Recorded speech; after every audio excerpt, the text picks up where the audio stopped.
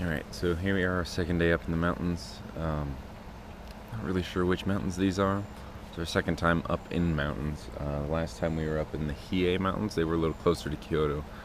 I think they were like right outside of the city, whereas these, we took Shinkansen, the really fast train, the bullet train, to get out here. It took us probably like 2 or 3 hours to travel by various trains. It's really nice up here. I think we're out by Nagoya somewhere. I don't really know. I'll put it in the comments. But yeah, just have a look around. You can see the clouds hanging up there on top of the mountains. When we were on top of the Hiei Mountains, we were actually walking through the clouds, touring some of the temples and things. I'm sitting outside of an onsen right now. It's kind of like a hot spring bathhouse and hotel. We went and did the bathhouse thing last night, separated by gender. And you go clean yourself off, and then you go sit in a hot tub, and then you go sit in a hot spring outside. And it's pretty awesome. I mean, we did it, and there was like nobody else there, so I was sitting there by myself, whereas the girls were partying on the other side of the fence. But I mean, it was still fun. I enjoyed it. And then they served us dinner, and that was awesome. And they gave us yukatas to wear around the house. It's like a Japanese summer kimono thing. It's for both genders. We actually got some yukatas for the Gion Matsuri. It's just it's like the Gion festival back in Kyoto. Yukatas are fun. They have pockets in weird places. Like there's a pocket like that folds across this way, and there's like a pocket that goes under your sleeve. So it like there's a hole. It stops right here, and then right here, and then I don't know. That's fun. It's strange. You can keep your money in there. It doesn't fall out. Oh, it does for the girls because there's a hole in the back.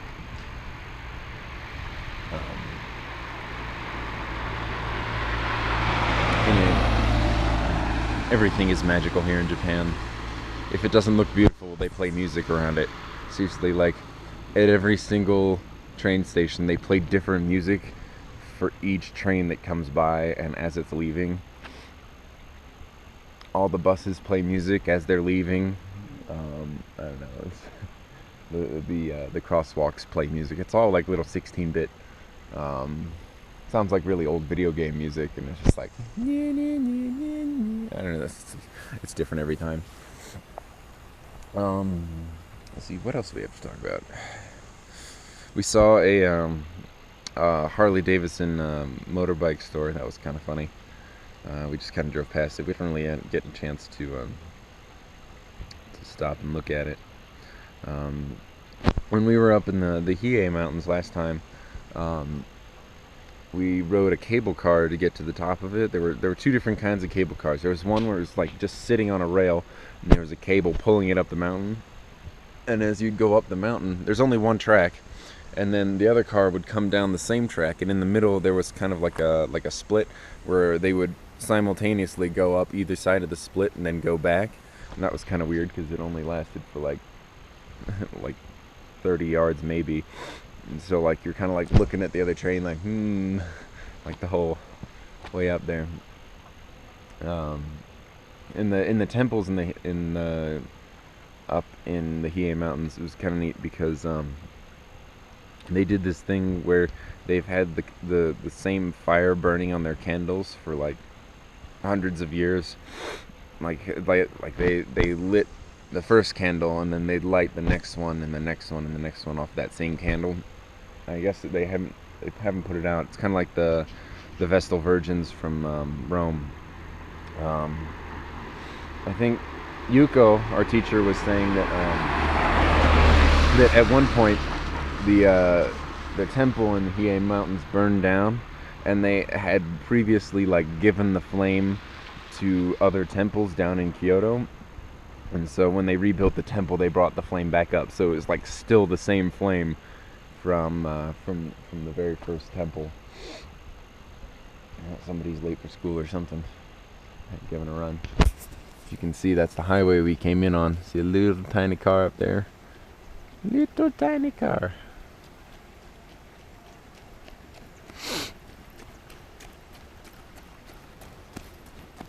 You're late. You're late. Run. Anyway, he doesn't know what I'm talking about. Had some language practice last night. We went around. Okay, so this onsen is for bathing in, right? But they have other onsens that are just like sort of public little things that are like along the side of the road that you're not supposed to bathe in. You're supposed to stick your feet in. And I don't know, some of them are really, really weird to sit in because it's like the first one we sat in was like right next to a parking lot, so like people would drive past us. It felt like we were like teenagers, like sitting in a public fountain or something like that. I mean, it's acceptable to do, but I don't know, it just felt really weird. Felt like we were being miscreants. And then like the next one we went to looked like it was like had like a little garden with it, and there was like a waterfall in the back, and so like it was like a little more private and official looking. So it didn't feel like we were just chilling in somebody's fountain. They have some other ones. They're called Tamago onsens. They're like the foot one, but they're too hot to sit in, and I think they're like, we touched them, and it's okay to touch, but it's not really okay to stick your hand in it because it hurts. The word tamago means egg, and they actually stick eggs in their shells in that water to like hard boil them, and I think it only hard boils the white part, so like the yellow part is still raw, and like it's a onsen hard boiled egg. Yeah, it's funny. Going back to the Gion Matsuri, the Gion Matsuri was this festival. They had it for like a week, but it wasn't like a festival for the whole week. It was like the last 3 days of the festival were like a traditional festival where they'd have like stands like all down the streets, and you could like go walk around and get food on a stick. One of the other girls, Angela, was like addicted to food on a stick. We saw pineapple on a stick. That was delicious. We also saw this. They have this shaved ice that's really awesome. It's like they take like a full block of ice, and then they like rotate it around this blade thing, and it shaves off ice, and they put flavoring over the top of it. It's like a slushy type deal, but different. And like they have this really awesome melon flavor that I haven't seen back in the States. It's really delicious. Jen, one of the other students, is addicted to that one.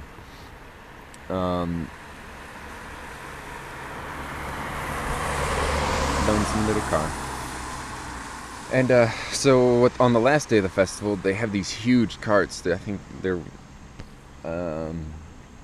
a couple tons, and they're like 2 or 3 stories tall. And then they have like a needle that's another like 1.5 stories tall, and they'll have like 15 guys sitting around like the top floor of it, and they'll be playing like this drum and cymbals music, and it's very simple, very repetitive, but like it sounds different all the time. So I don't really know how long the song is, or if they just like have different parts they just repeat forever. And there's a bus coming.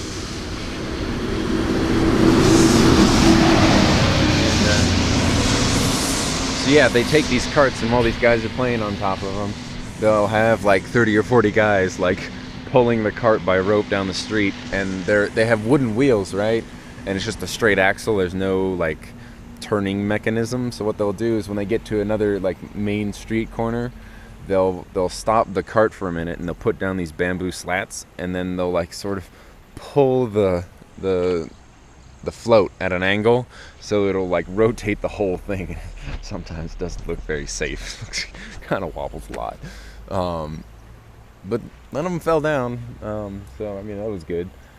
Takes a while for them to do that, and then they pull on and they just keep riding past.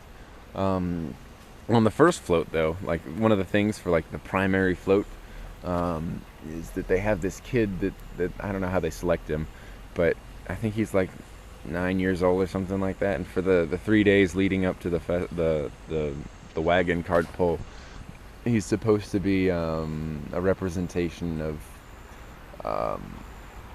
some local god spirit thing, and they carry him on his shoulders on shoulders for 3 days, and he's not supposed to touch the ground because he's been anointed or something like that, and he's supposed to represent godhood. I mean, it sucked to be that little kid, because you get carried around. That'd be really boring. You have to like sit there and wave to people, and like, I mean, it's like an honor thing. You can put it on your resume. Oh, I was the Galen Matsuri kid. But I don't know, it just seemed like it'd be a really painful experience. Yeah, I got pictures of the festival and stuff. I think we already posted some of the pictures that they had waffle on a stick. I remember that one. I think I posted that picture, and it was like sort of like roof shaped all the way up, and then like they covered in like a strawberry chocolate, or like a regular white chocolate or a black chocolate with sprinkles on it. It was delicious. It's kind of chewy, and it wasn't so delicious after a while, but it was delicious. That's the verdict. What else was there? I don't think I have a whole lot else to talk about. We've been to some of the Zen gardens. One of the Zen gardens had like this thing where all the Zen gardens have a different thing than I was about to talk about, where it's like the garden has no center, and you're supposed to sort of view it from inside, so that the paper grid walls will border the garden, so that you can sort of look at it from any angle, and you find your own center from inside to like view the garden.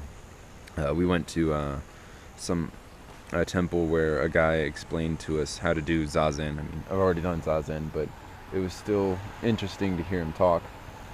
And that was like one of the things he was talking about.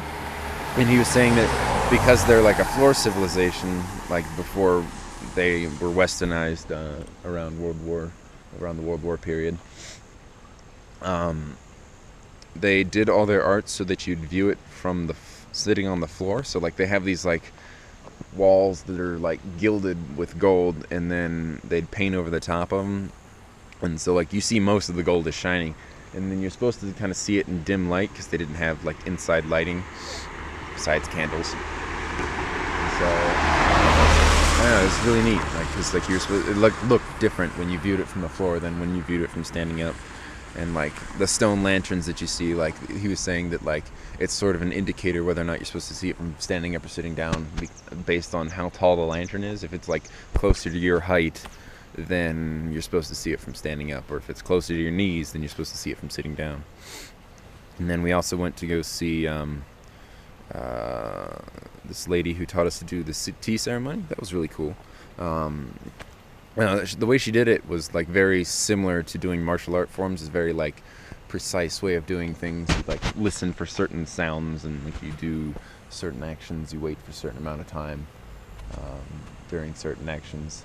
And, I don't know, it was really cool. I'd like to learn how to do that, or build a tea house. Like, yeah, build a tea house. But I need the art for that. But yeah, that was really cool. Really sweet old lady. I think some of the other girls were just like wanted to be around that old lady because she was so nice. But yeah, that's pretty much what we've been doing. Be up in the mountains for another 2 days. It's really nice up here. Really nice. But, that's my story. I'll talk to you guys later. Bye.